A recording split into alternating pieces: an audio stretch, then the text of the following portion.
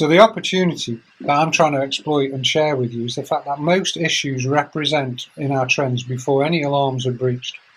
There's many times we've had failures and we go back and look at our data and we can see some kind of trend change, but it's not significant, but we can see it's changed and we can see that it's related to the failure.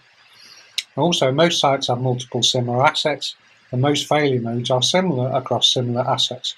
So we can learn from one machine and inform another, again, which we don't very often do. Now, in simple terms, most of our failure modes can be grouped into 3 headlines, such as internally generated, externally generated, and those which are due to housekeeping issues. And if we dig down a little deeper on there, we can find that there are a number of causations which would generate the headlines.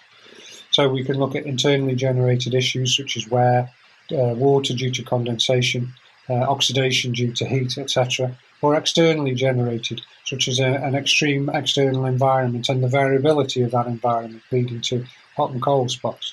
Dirt ingress due to literally the environment or seal breaching, and housekeeping, for instance, not using the right oil, not writing the right name on the sample pot, not cleaning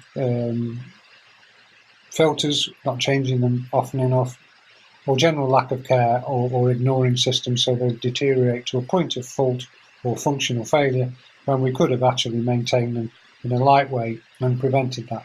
So the failure modes are fairly broad. They're not particularly detailed technically, but within our oil analysis reports, we normally report on the condition of the oil, the condition of the contaminants, and whether something is internally or externally generated. So if we're reporting due to poor viscosity or because we've got high metals or we've got high water, we can appoint a failure mode to that at the point of reporting.